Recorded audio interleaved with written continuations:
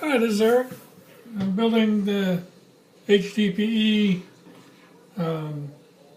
DA Props Stormtrooper helmet. Again, I'm not going to paint this. I'm going to leave it raw just so people could see what the original helmets looked like in color before they were painted.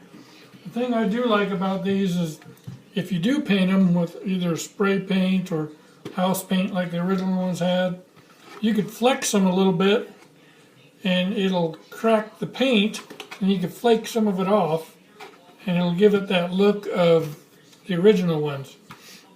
Now, I would suggest that if you look in here, the bolts are pretty long. I don't know if you can see that. Let me see if I can turn on the light here. Bolts are pretty long, so if you're going to be wearing the helmet, you're going to want to trim those bolts off so that they don't poke you in the side of the head. I'm not going to, only because this is just going to be in a display and no one's going to be wearing it. I take my 1/8 inch drill bit and I drill holes here in the center. He has some dimples there, and I've already done that, if you could see. And that's where I'll put the mic tips. I would put the mic tips on the video, but unfortunately the nuts that came with it, they don't fit the mic tips, so I'm going to have to go to the hardware and buy some nuts that'll fit. So maybe I'll do that later on. But what I wanted to do was install the S trim. So what you need is a pair of scissors or cutters or something.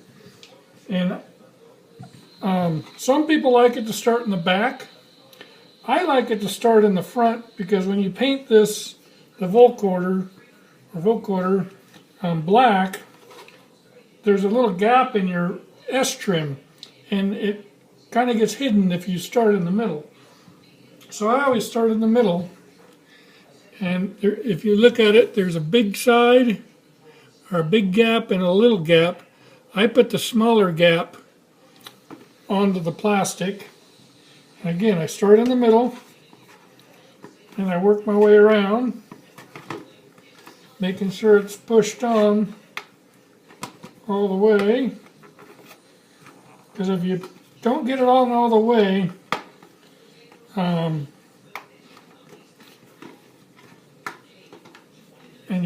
you trim it, it's not going to work out too well for you down the road because it's going to come off. So I make sure I get it all the way on.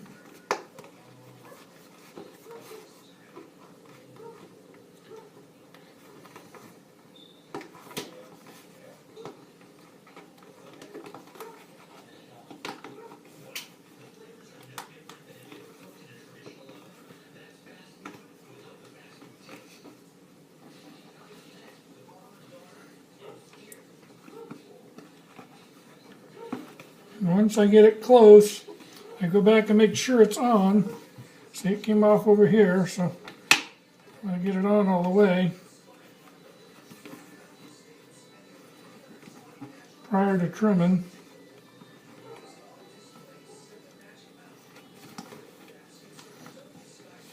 You usually have a little bit of trouble right here.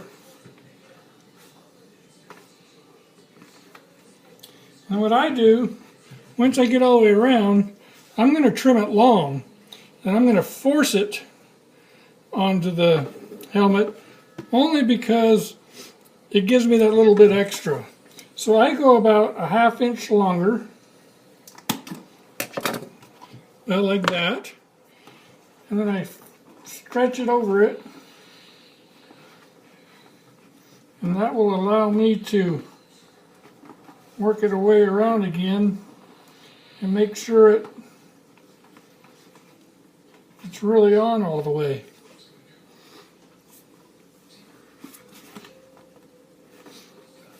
So there it is on. That's what the helmet came out looking like, minus the mic tips. Oh, and I got to put the lens in. So I'll do a video on how I do the lens with the film. Film's a little bit trickier than a solid lens, but you know, the originals had the film, so that's what Andy wants on his helmets.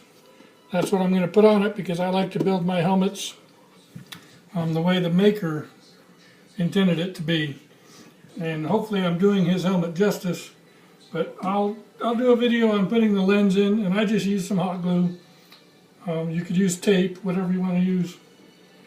So I'll do another video on that, and I'll see you on the next video. Have a good day.